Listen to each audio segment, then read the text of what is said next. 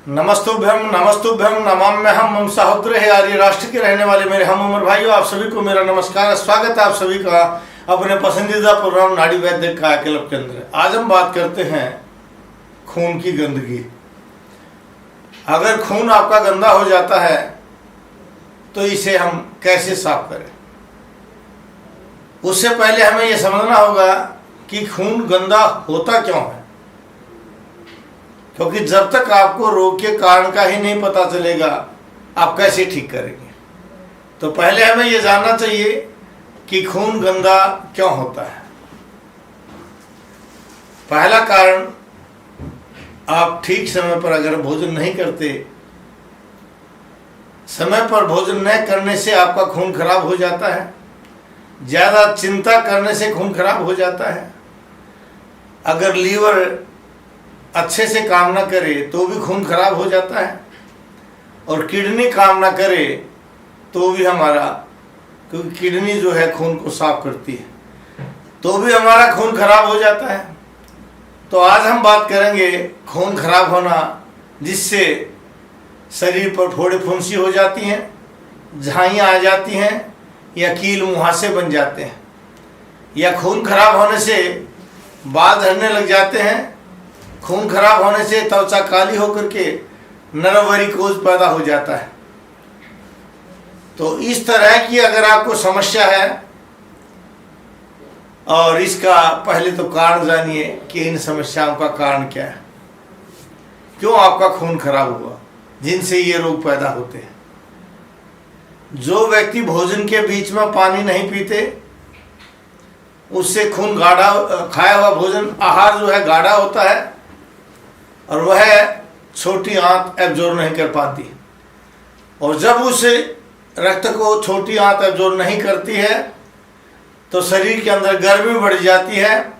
ये बढ़ा हुआ पित्त जब आपके रक्त में जाता है तो यानी आम जन्य रक्त दोष होकर के डाइजेशन सिस्टम का सही रूप से पाचन न होने से, रक्त न बनने से, रक्त के अंदर जो गर्मी चली गई, उस गर्मी से शरीर के अंदर खून या तो गाढ़ा हो जाता है या रक्त दूषित हो जाता है, जिसको आम भाषा में खून गंदा हो गया कहते हैं।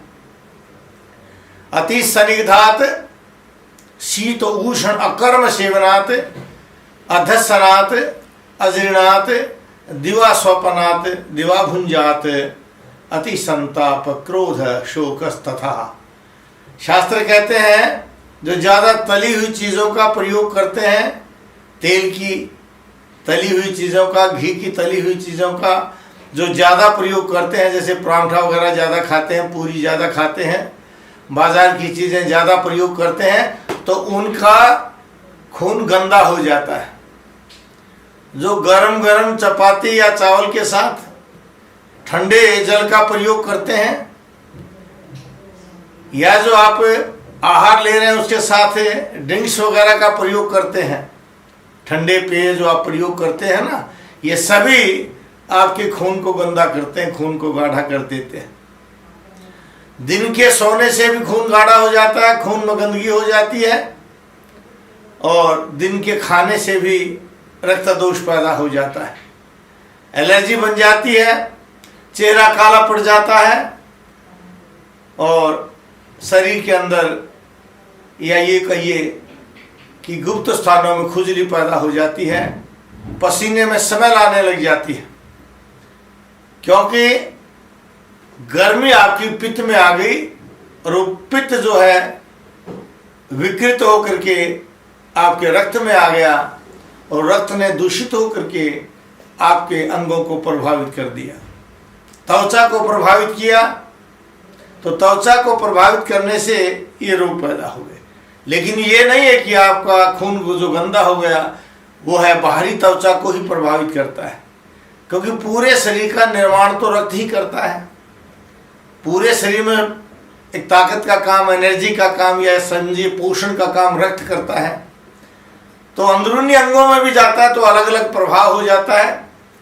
इसीलिए मैंने आपको बताया था कि खून गंदा हो जाता है, क्योंकि किडनी खून को साफ करने का काम करती है, ये तो गंदे होने का कारण मैंने बताया, लेकिन उससे प्रभावित होकर के उसको साफ नहीं करती जो गंदा बना, तो वहाँ एक किडनी भी कारण होती है कि लीवर भी काम होता है।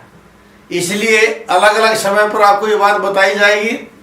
लेकिन इसको हम कैसे ठीक करें, तो विशेष औषधि जो शास्त्रों में दिया है वो खदीरारिष्ट और महामंजिष्ठारिष्ट है। अगर खदीरारिष्ट को और या महामंजिष्ठारिष्ट को दोनों में से एक दवाई कोई सी भी आप भोजन के पहले ले लीजिए और एक को भोजन के बाद ले लीजिए। और मात्रा कितनी होनी चाहिए इसके? 3 ढक्कन दवाई, 3 ढक्कन पानी।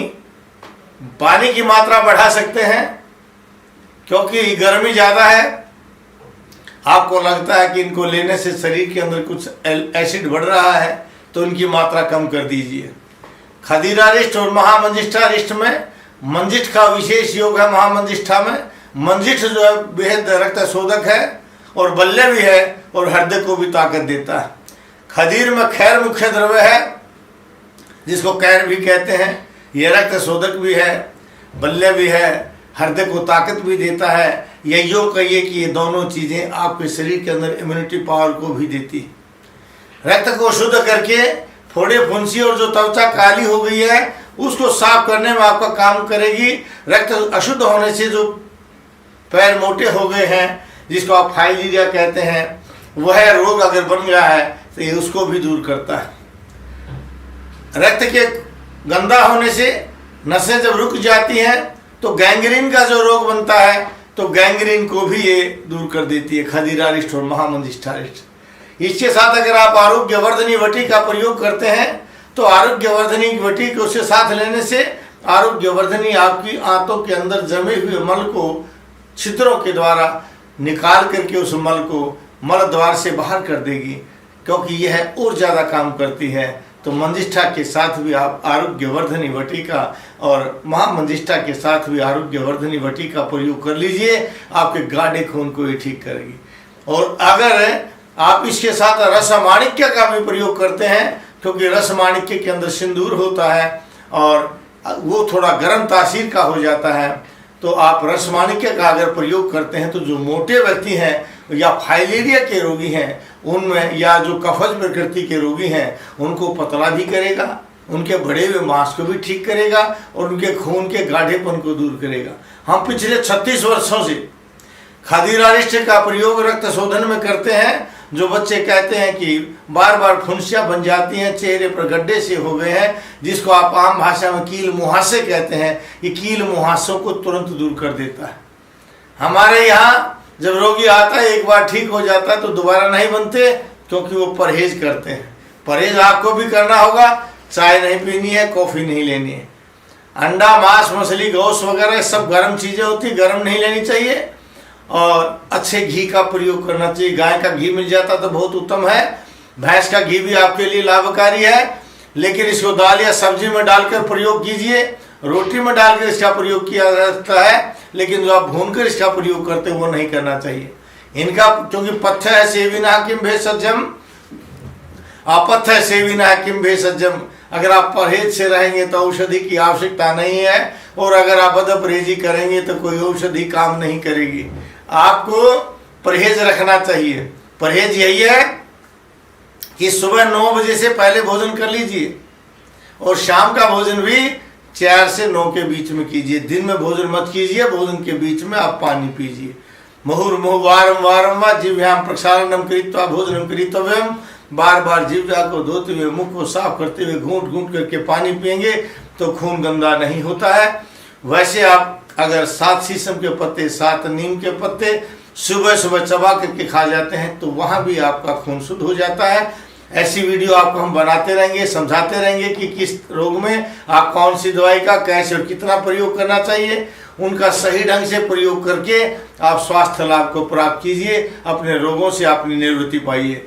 गच्छामि पुनर्मिलना जा रहा है दोबारा मिलने के लिए इन्हीं भाव के साथ कि आप स्वस्थ रहें, अपने परिवारजनों को स्वस्थ रखें, भारतवर्ष को स्वस्थ रखें। लेकिन एक बात याद रखें कि आप इस प्रोग्राम को अगर आपको अच्छा लगता है तो इसको सब्सक्राइब भी कीजिए, शेयर भी कीजिए और बेल आइकॉन भी दबाइए। और टीवी स्क्रीन के नीचे जो आप नंबर देख रहे हैं, किसी भी नंबर पर फोन कर लीजिए, अपॉइंटमेंट लीजिए। हम आपके रोग का सही कारण जान करके रोग का सही समाधान करेंगे, जिससे आपके शरीर के अंदर किसी प्रकार का रोग पैदा नहीं होगा। जय भारत, जय भारती।